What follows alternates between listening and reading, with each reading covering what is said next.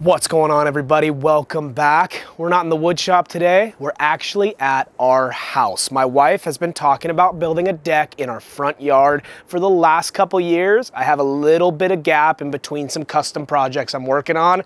I said, what the heck? Let's knock it out before the end of summer. It's about 500 square feet, and what we're gonna cover in this video is how long it takes to build the deck, the tools that you'll need to do it yourself, how much it costs, and kind of an overall overview of how to get this thing done. Come check it out.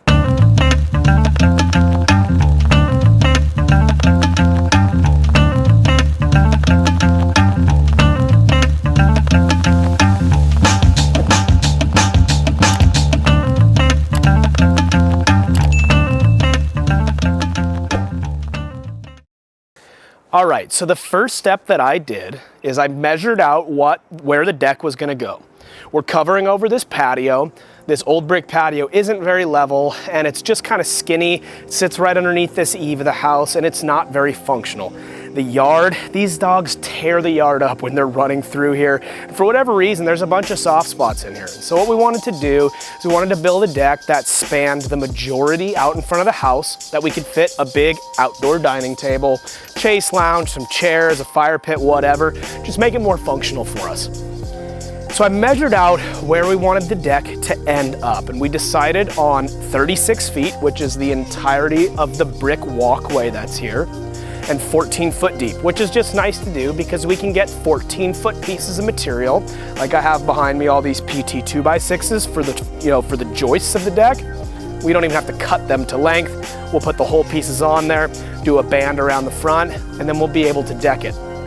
The first step I did that we didn't even get on video because I kind of just jumped right into this project is I rented a dingo. A dingo is a walk-behind track machine that has a bucket and an auger and a few different things. We rented it at our local Ace Hardware, but they are available at different rental places all over, and you probably could find one pretty close to wherever you're living.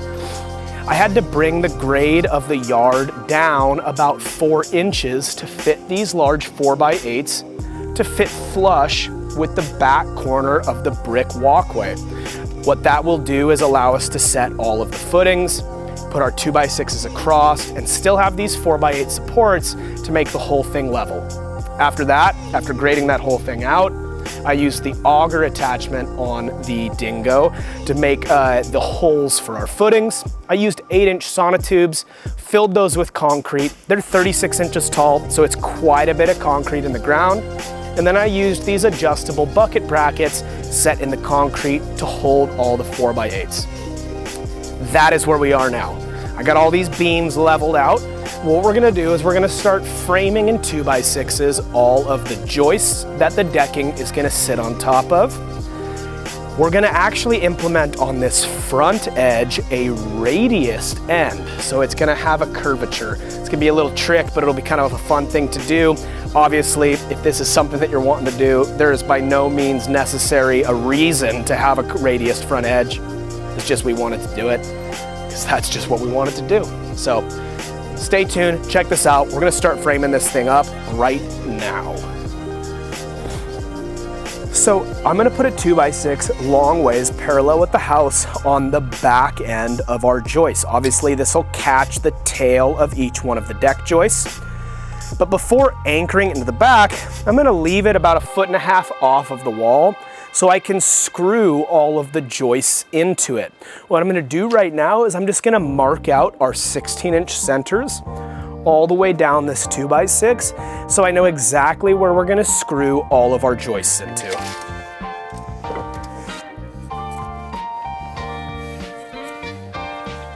So as I already mentioned, I got these posts leveled earlier today. Some of them had to be notched, and this end of this 4x8, when I put it in here, I thought that my bucket bracket was high, but I realized that there was over a 1/2 inch flare in the end of this 4x8. You guys should just make sure you're checking level because this end is 7.5 inches like a regular 4x8 would be. But this end was 4x8.25. I mean, it was like almost 3/4 of an inch out on this end to this end. So I ended up shaving about 3/4 of an inch off that one from the point that it flared. So it's pretty level. We'll see kind of how this plays out, but I think we'll be just fine. So I just got all these 16-inch centers marked out. I'm gonna carry a bunch of 2x6s over and we'll get them all screwed in. We'll slide this thing against the house and then we'll square it up to actually the deck joists to make sure we're kind of starting our joists all square over here so we can work our way to the end, making sure we're staying square the whole way across.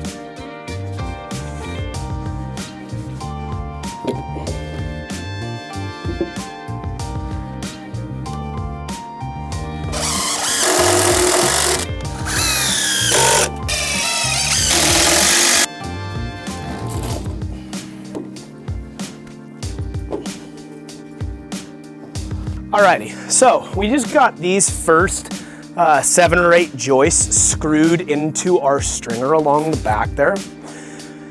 And they're only attached to that back cross piece. So what we're gonna do is we're gonna measure out a box from our farthest left joist to our farthest right joist. That back stringer is in the place that I want it to be, which is right up flush against the edge of the brick over here.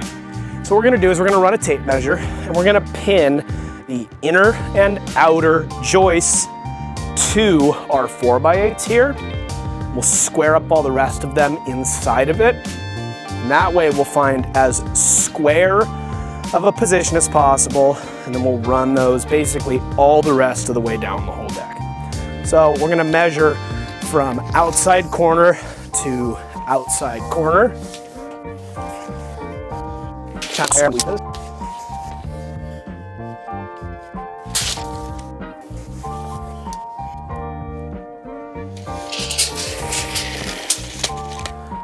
Alrighty, so what we're gonna do here is we're just gonna temporarily pin the inside and the outside together here, and we're gonna see if we can get these guys squared up off of this position. All I'm gonna do right here is toenail a screw through the 2x6 into the 4x8. And this is just gonna hold us in place while we take a measurement off of everything else here.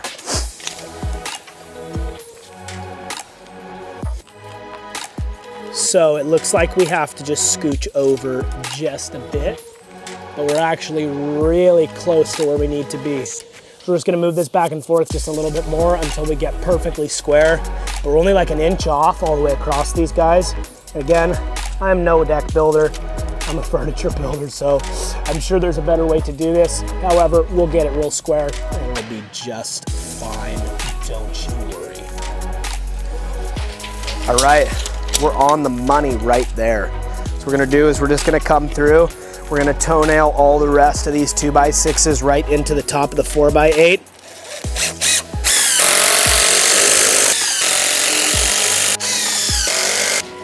Sweet. All right, so what we're gonna do is we're gonna move our whole pile of lumber kind of over on top of this portion of the deck now. That way we can just continue to keep framing the rest of that way. So you might have noticed I left off the last 2 2x6s on the front edge of this deck. This is where we're gonna make that curved radius portion, kind of add a cool different geometric element to the deck here. Our whole house is very angular. The first portion of our house is this single level, the back portion is the 2 levels. We have the square deck up there. Everything is just kind of long and rectangular. We thought it'd be cool to add just a curved front face to this, just to kind of change the flow and the geometry of everything happening here in the front yard. So we got this first portion of framing in. We'll leave those 2 off for right now.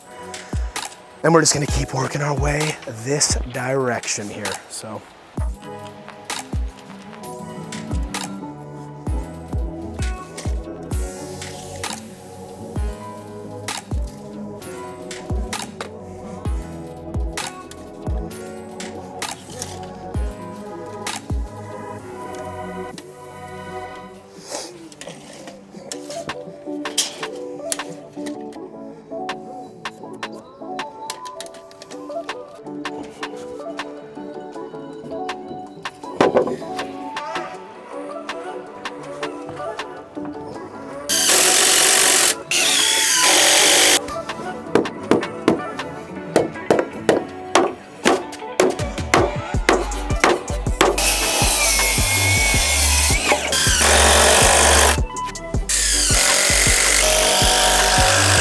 So we got the two main 14-foot sections put in here. We got another just 94-inch section that we're gonna cut a backing piece and run the rest of the deck joists over. We're gonna run a straight line all the way across to cut everything, make sure it's all just nice and perfect before putting the end cap or first fascia board on the end of the deck here. Obviously, this is going together pretty quickly, which is nice because the hardest part really is getting everything below this level. Because if anything's out of level, it makes the whole thing just totally whacked out. So the dirt work took me about 5 hours between getting the dingo, dropping the grade of the yard about 4 or 5 inches, getting it all kind of smoothed around, packed back down, and the holes augured out. It was about another 3 hours in setting the sonotubes, pouring all the concrete, and running string lines to get all my bucket brackets in place. It took me then about another 2.5 to 3 hours of getting all of the beams in the right spots, leveled out, both from the house and north to south here, long ways parallel with the house to run these joists across. I took my time on that stuff because making the substructure as level and as square as possible is helping in the process of getting all the rest of this stuff in place. If you're wondering, I'm just toenailing these joists in place. We're gonna be putting stainless steel straps on them. They're like a hurricane strap style stainless bracket that is just gonna hold the 2x6s in place a little bit better before we run the cedar decking that we're gonna put on this. But like I said, for right now, we're just toenailing them all in place just so they don't move around on us. We're gonna keep framing the rest of this direction here right now.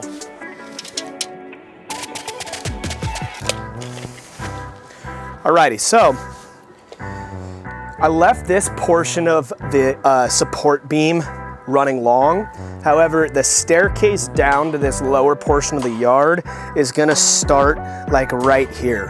So what I'm gonna do is I'm just gonna leave it just these 3 joists right now. We're gonna push this thing against the house. I doubled up this one just for added support. We're gonna slide this thing against the house, and we're gonna frame out our notch here where the staircase is gonna go down. So we're just gonna leave it these 3. We're gonna push this against the house, and then we'll start framing that portion here in just a sec with some shorter boards.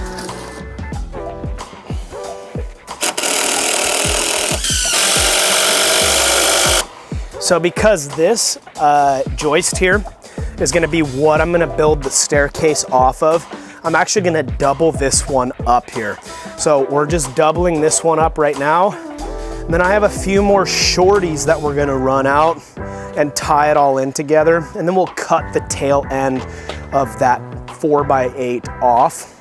So later on, I can frame out that staircase. But yeah, we're just gonna get this one doubled up, cut these shorties, and then we're gonna continue on working on that radiused front edge, which I think will be pretty darn cool for us here. So we'll just keep on cracking away at this thing.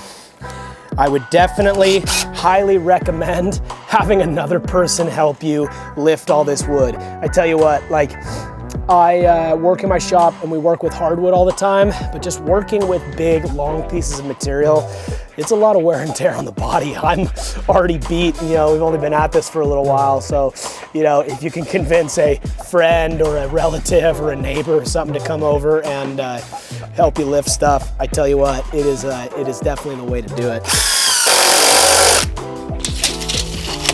All right, so this portion of the deck is gonna end up being 10 feet. What I'm gonna do is I'm gonna double band the front of it for added rigidity out here. So we're gonna cut it 10 feet minus 3 inches, which is 117 inches. That'll allow us, like I said, to put a double band on there, and our total dimension will end up being 10 feet from the house. So we'll get a few of these pieces cut up and bring them over here.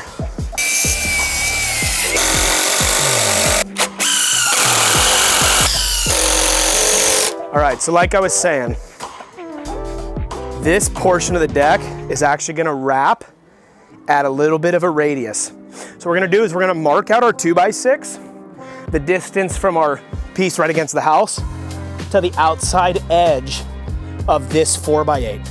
We're gonna put a bunch of relief cuts in it. That way we can bend it and just wrap it into this third deck joist in from the edge. So we'll get this thing cut up and we'll just cut basically every inch a relief cut to get that thing to bend in at a really cool radius. It'll just be kind of a nice, impressive, rounded front edge to the deck here. I think it'll kind of just make the whole thing, especially with this entryway. And it'll just change the geometry of the house like we were talking about earlier. So I'm gonna measure this thing out. We're just gonna put a bunch of cuts almost to the front edge, but not all the way through the material, through the rest of the whole thing. We'll get this thing cut up here real fast. Alrighty, so we're gonna start our turn at 82 inches. So we're gonna come out here. We're gonna mark out 82 inches. And then what I'm gonna do is I'm gonna make a mark every 2 inches for the rest of the board.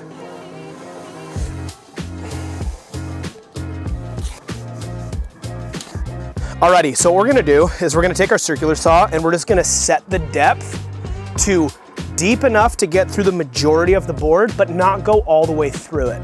So what we're gonna do is I just released the arbor on here and I'm just gonna pull the saw up until we're about a 1/4 inch from the outside edge. We're maybe just a little bit shy of a 1/4 inch there. And what we're gonna do is we're just gonna make all the rest of our cuts down this to relieve the pressure so we can wrap the angle here.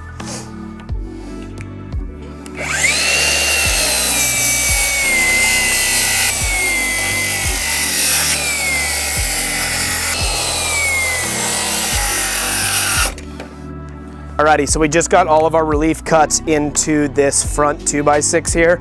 The key is now that it's really fragile to not flip it over and let the whole thing break. You can see it's pretty wiggly there already. What we're gonna do is we're gonna put it with the cut side, hopefully just like this. And try not to break this whole thing off after just making all of these cuts.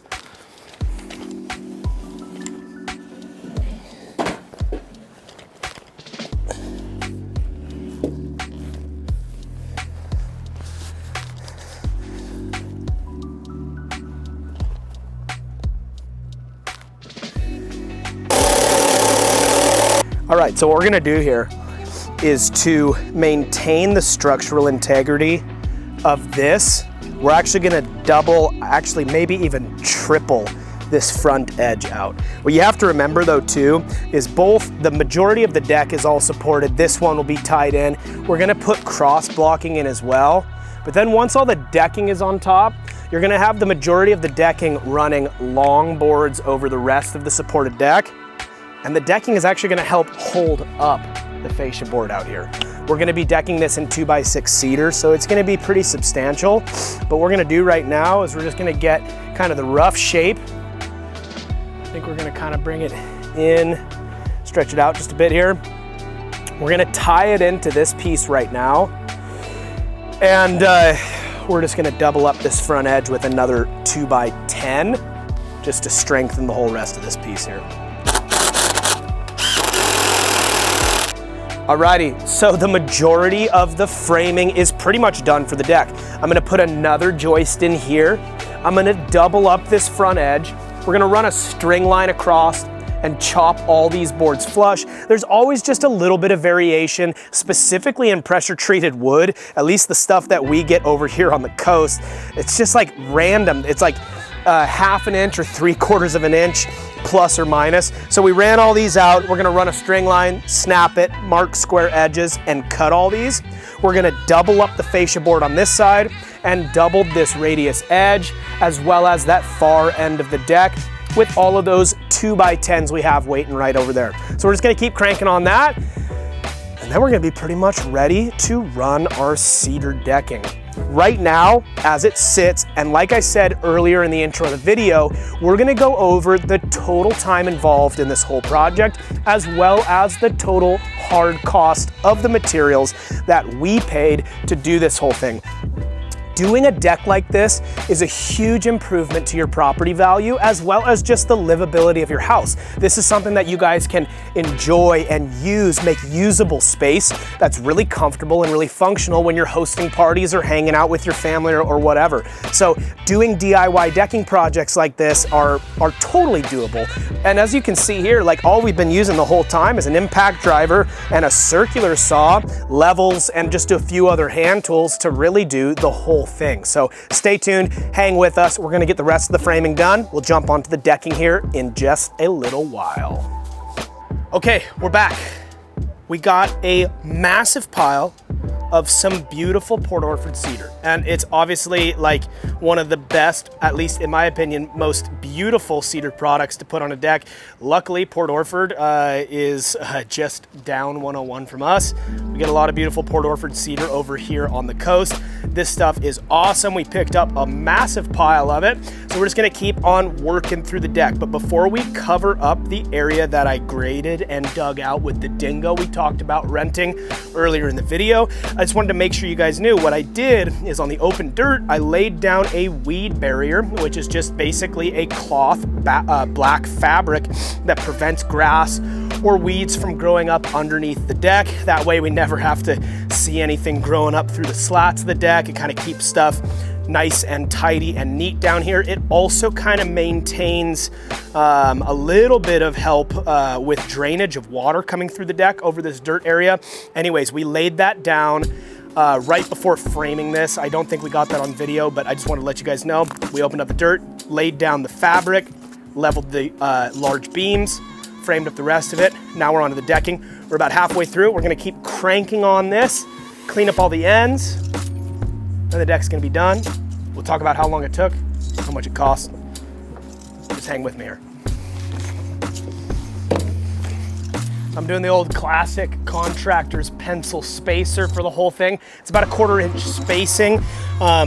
Depending on what type of climate you're in, whether you're building a deck in the Midwest or over on the East Coast, possibly you're down south or over in the desert, you're gonna really wanna consult somebody in your area, whether it be a contractor, from somebody from the hardware store that you're buying your material from, and talk about expansion and contraction. For us, we stay pretty humid all year round. We obviously get a ton of rain over here on the Oregon coast.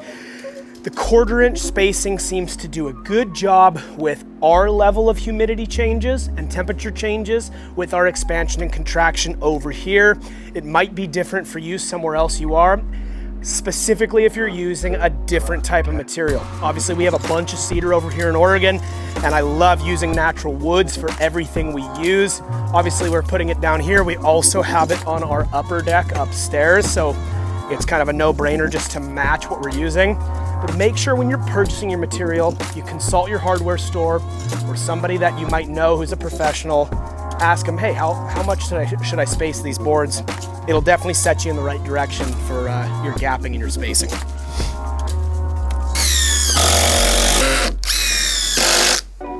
So as I had mentioned earlier in the video, I'm using super simple tools on this whole project. If you have just a good speed square and you're pretty confident with your circular saw, you can make ultra square cuts without having to lug a chop saw around or even own a chop saw. Possibly you don't have one. Honestly, you can find circular saws at garage sales on Craigslist or Facebook Marketplace for like next to nothing. So get a circular saw if you're gonna be doing home DIY projects, building stuff on your own. It's super handy. And if you have a square or something you can mark with and you get used to using it, you can make epic cuts. So usually what I do in this case, especially because this the circular saw is just kind of coming everywhere on the project with me, what I'm gonna do here is I'm gonna mark out my cut.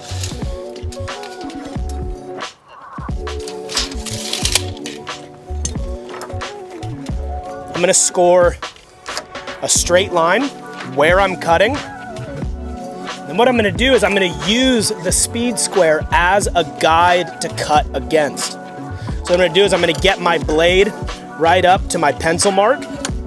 I'm gonna bring the square up right next to the bottom base plate of the circular saw.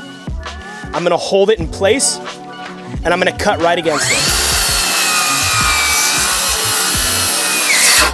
Nice, perfect square edge cut all the way across. I didn't have to bring a chop saw. I also didn't really have to move the piece of material very far to be able to get that good cut. So we'll take this off the edge.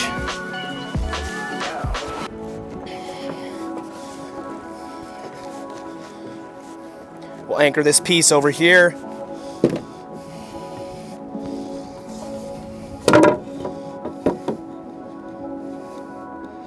Nice and flush against our other board.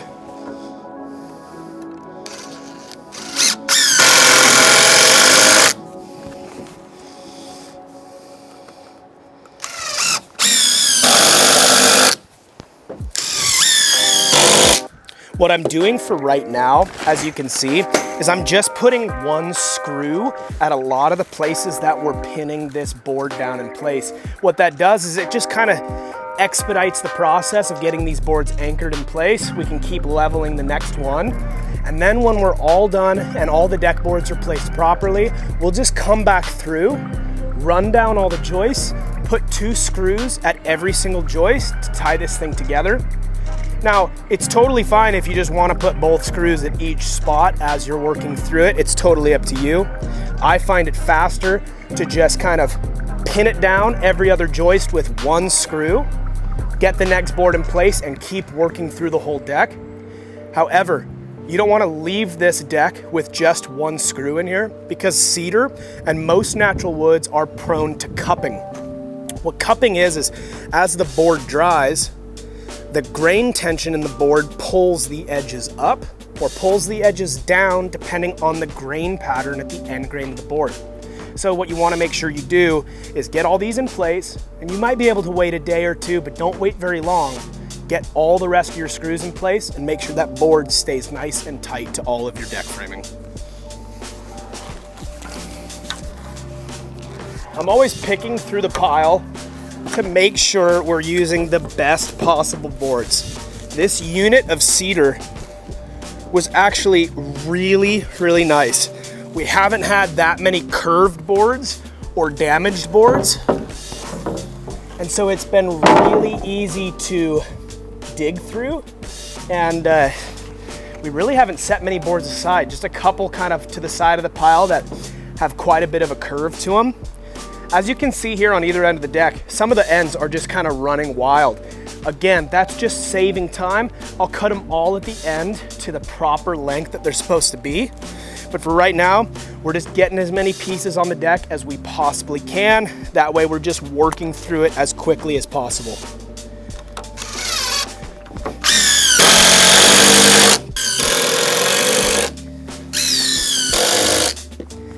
You know, I was getting a little tired. I was getting a little weary, and I just had to call in the expert. We got Maddie Starr from Coast Commerce Solutions over here. You know, I always considered myself an okay carpenter, but when I have any questions, I just call this guy, and he always lets me know what I need to be doing right. He always lets me know what I'm doing wrong. So glad to have Maddie here. He's gonna be throwing screws in the deck right behind me. You only put 1 screw per board in. You know, I'm always blowing it, dude. I'm just always messing it up.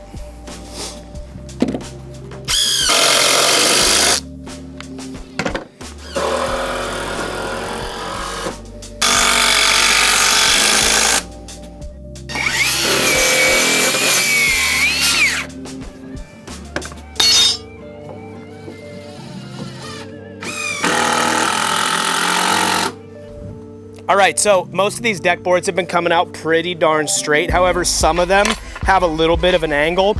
This one, this last kind of 3 feet tapers away just a little bit. And so one of the best ways to straighten these boards out is get them screwed in to the point, keeping our spacing correct. Get it screwed into the point where there is a turn. What we're gonna do here is we're just gonna start a screw And I have one of my PVs from up at the mill. What's nice, I kind of just stick it in the ground, and as I pry onto it, you can see the deck board just straighten out. We're just gonna put our pencil in there for our spacer, pin it down, and we're pretty much good to go right there. So what's nice about the PV is I've just been bending it against the wood. You can do the same thing with a metal pry bar or even a hammer. However, you'll start to mess up the front edge of the wood, so it's kind of nice to do it with this. I mean, this is just something I had laying around. It's also nice because it just digs into the dirt at an angle, and you kind of just press it forward and can hit the boards back in. But it's nice just to have a lever and get those boards straightened out.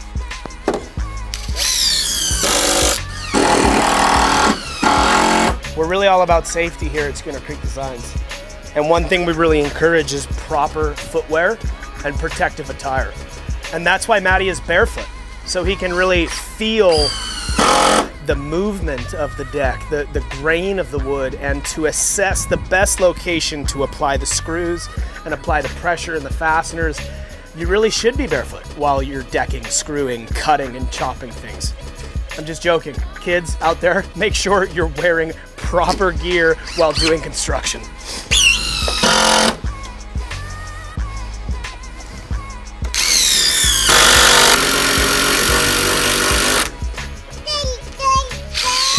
Here, do you want to try? Come here. Come here.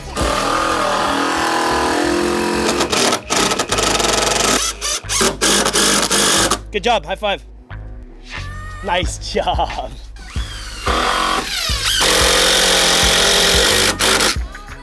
All right, so we got all these boards hanging over the edge of the deck here, and since we're gonna put a piece of cedar fascia board against this pressure treated 2x10, what we are gonna do is we're actually gonna cut the cedar decking 1 inch past the pressure treated material. So we just ran our string line against a pencil mark that we laid. We just marked out our line that we're gonna cut. We're gonna take our circular saw, we're gonna rip this thing down here real fast.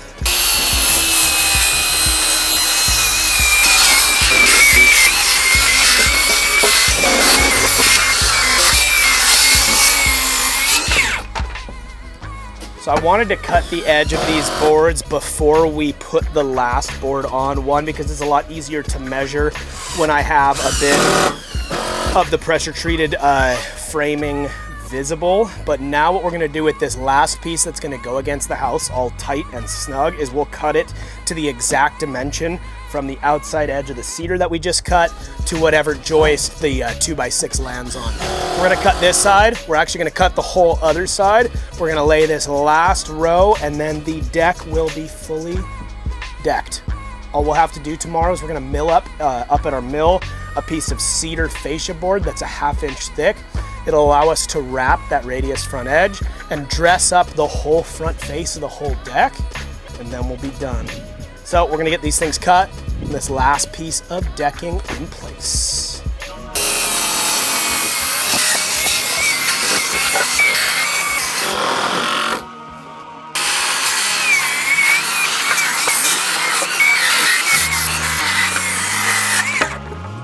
All right, so we have our radiused front edge here.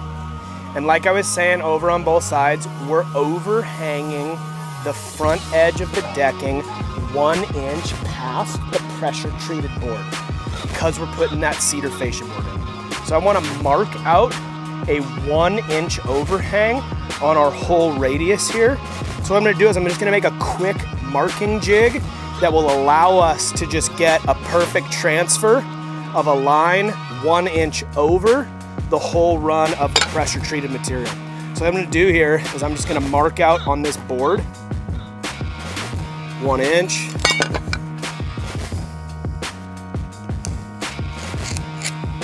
I'm gonna come down a few inches.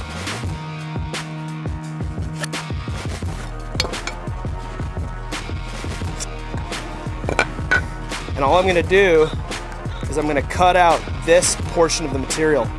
What this will allow me to do is run the front edge of the 2x6 against the pressure treated fascia and run my pencil against the 1 inch relief allowing me to transcribe a line that's just over about 1 inch overhanging this pressure treated material here.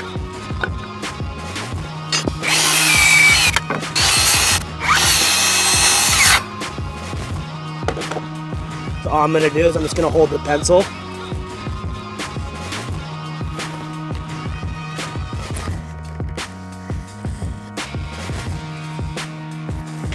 I'm just keeping the 2x6 flat against the fascia board.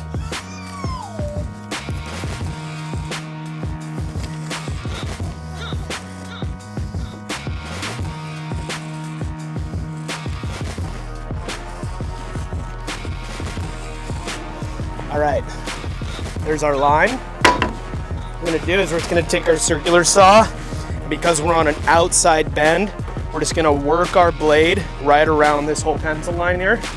Watch out, bud.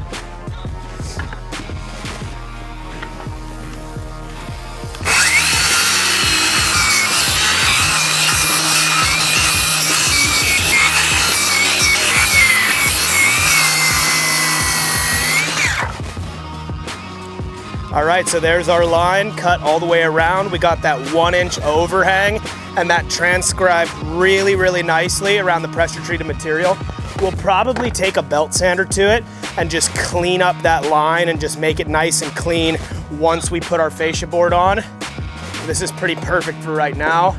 We're gonna put this last piece of decking in, and then I'm gonna pass out for the night. This has been a lot of work today. So we're just gonna get this last couple pieces in, and then we're out of here for tonight.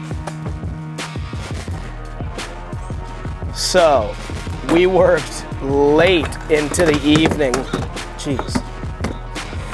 We worked late into the evening last night, and we got the deck pretty much done. What are you doing? The only thing I have left is a short little staircase off the edge of this deck corner over here that kind of just goes down into our yard, leads to our greenhouse. And I didn't get a chance to run up to the mill to mill the cedar fascia board, but really the deck is done. I've run out of time for this weekend project. I gotta get back in the shop. We'll finish this over the next couple weeks, but the deck is done, it's usable. We are so stoked on how this thing turned out. It absolutely changed how we'll be able to use our front yard here, and it's increased the surface area that we can host parties and have friends over, have dinners. We had a bunch of this patio furniture up on our upper deck. We brought it down here at gas fire pit, couple places to sit, have a cocktail in the evening, have coffee in the morning. You guys, we're just so stoked on this. And it was entirely worthwhile and entirely worth all the hard work to build this thing. We were sitting on this thing last night until like 10:30 or 11 o'clock, just enjoying being out on this really nice new deck. So I got the cost breakdown for you. Drum roll, right? We spent just under $6,000 building the deck. That's with current market pricing. That's with what materials we have available over here on the coast. And that's doing it to what I feel like doing it really the right way. And $6,000 might seem like a lot. However, just the increase in the property value alone is significantly more than that. And being able to use the spaces outside in our own home is absolutely invaluable for us. We spend a lot of time here with our friends, with our family. We host people all the time, and this is just such an epic spot to be able to do that. So what I'm gonna do is I just kind of wrote down all of our numbers on just one of these scrap pieces of decking, and I'm just gonna go over it real fast with you. So like I had mentioned before, and like you had seen earlier in the video, we had cut a portion of the yard down to grade about 4 or 5 inches lower than what the current grade was. We rented that dingo, that walk behind tractor, from our local equipment rental shop, and that was $125. The pressure treated framing, which was all the 2x6s, all the 2x10, and all the 4x8 joists to be able to frame the whole deck, ran right around $1,300. We had about $300 in miscellaneous bracketry. We had about $250 in screws and other hardware. And then obviously the bulk of the cost was this Port Orford cedar decking, coming in right around $3,600 for the amount that we got. We have a little bit left over that will cover the stairs and a few other things that we're doing around the house, a couple boards getting replaced up there. So the grand total came in right around $5,575. Now I get a little bit of a contractor's discount on some of the pressure treated material. However, you know, I think it was about 10%. And so budgeting for right around $6,000 for this amazing 500 square foot deck, we felt like was an absolute no-brainer. This whole project took just about 30 hours total. And the breakdown of that, we did just about 4 hours in excavating the yard with the dingo, tearing up the yard, dropping that level 4 inches. We did about 4 hours in setting the sonotube forms, mixing and pouring the concrete and setting the bucket brackets. We did about 2 hours in leveling those large 4x8 beams.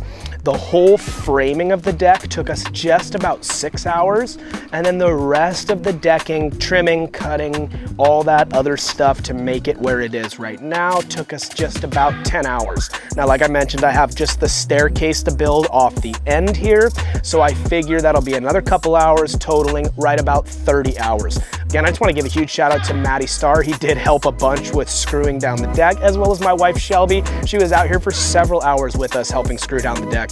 You know, so 30 hours total.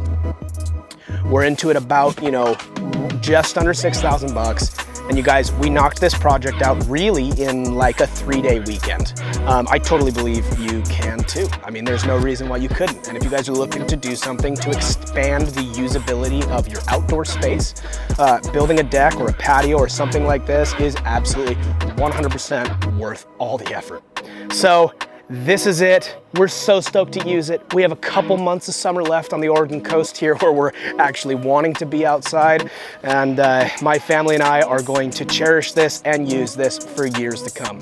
You guys, thanks so much for watching. And I just want to give a huge shout out and a big thanks to all the people who have been subscribing to the Schooner Creek Designs channel. We just cracked 600 subscribers. And I know I listen to YouTube videos saying, we just cracked 500,000, we just cracked 1 million. We're super proud to even be at 600 subscribers. You guys, so keep it coming. Thanks so much for the love. Thanks for the comments. If you guys watched this video, you found it helpful, and you found it inspiring, just hit that like and subscribe button, and we'll catch you on the next one. Enjoy these clips of our finished deck, the blood, sweat, and tears that we put into this thing. Thank you guys so much.